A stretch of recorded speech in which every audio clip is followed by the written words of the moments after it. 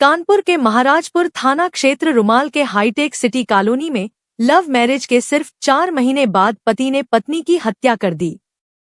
आरोपी ने महाराजपुर थाने पहुंचकर खुद सरेंडर किया और कहा, साहब, मैंने अपनी पत्नी का गला घोट दिया है, लाश घर में कंबल में लिपटी है।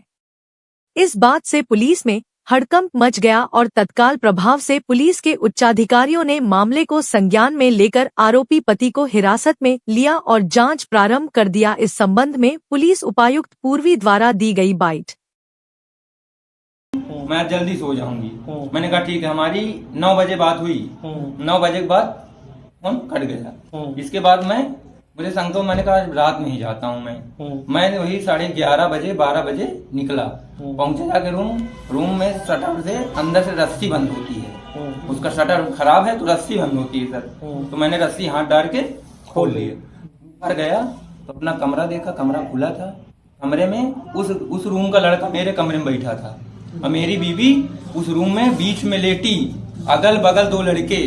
मैंने जैसे ही फोन मिलाया तो निकाला वीडियो बनाने के लिए तो मुझे धक्का मार दिया। तो उतनी समय वीडियो नहीं बना, बाकी मैंने बाद में कमरे में वीडियो बना लिया पूरा।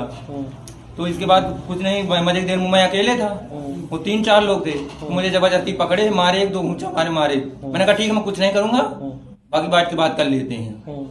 तो बोला ठीक है, समझ जाओगे तो ठीक रहेगा ज्यादा। मेरी बीवी क्या कहती है, इसको मारो नहीं तो बवाल हो जाएगा ज्यादा। मैंने कहा यार तू तो इस तरह कर, मैं तेरे लिए घर परिवार सब छोड़ दिया, ऑटो चलाता हूँ सर, किसी तरह पेट पालता था। अपने लिए जैकेट नहीं लेता था इतनी ठंडी में, उसके लिए जैकेट लिवाई थी।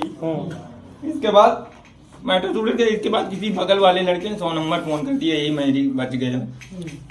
100 नंबर आ गई।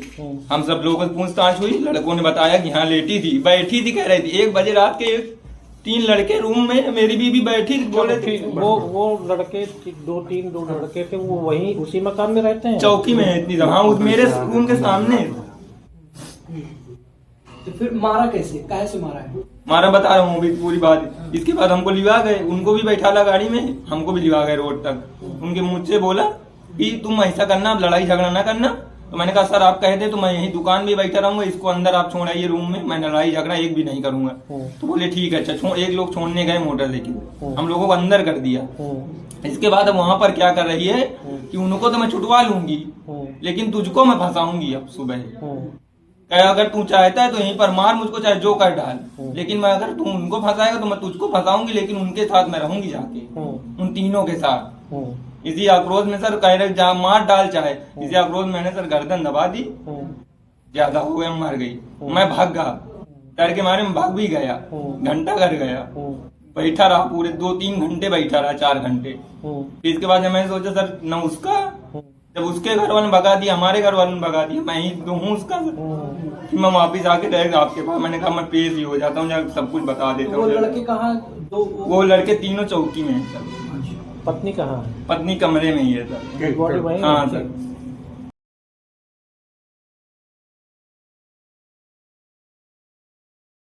रूमा स्थित ये हाईटेक सिटी का एरिया है। यहाँ पे अभी मॉर्निंग में एक सूचना प्राप्त हुई थी कि पति ने अपने पत्नी की हत्या कर दी है। उसी सूचना पे स्थानीय पुलिस तत्काल मौके पर पहुंची। एसीपी साहब भी पहुंचे, मैं भी यहाँ मौजूद हूँ। घटनास्थल निरीक्षण किया मैंने।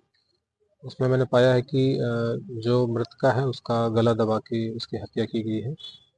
जानकारी की गई तो ये मालूम चला कि जो इसका पति, जिसका नाम सचिन राजपूत है, सचिन भदौरिया है, इसके द्वारा अपनी पत्नी पे ये शक था कि किसी और लड़कों के साथ उसके संबंध है। उसी शक के चलते उसने अपनी पत्नी की हत्या कर दी है। मौके पे फॉरेंसिक टीम भी हमारे साथ मौजूद है। साक्ष्य संकलन की कार्रवाई की जा रही है। इसमें जो इनके परिजन है, परिजन को सूचित कर दिया गया है मृतका के, और उनके द्वारा जो भी तहरीर मिलेगी उस पर एफआईआर पंजीकृत करके आगे की विधिक कार्रवाई अमल में लाई जाएगी। साथ ही जो डेड बॉडी है इसका पोस्टमार्टम हेतु हम इसको मॉर्चरी भेज रहे हैं। क्या मुलजिम पकड़ा गया? मुलजिम जो है पुलिस ने इसको डिटेन कर लिया है, उससे पूछताछ की जा रही है, और जो भी उससे भी जो साक्ष्य मिलेंगे वो भी हम इनकॉर्पोरेट करेंगे।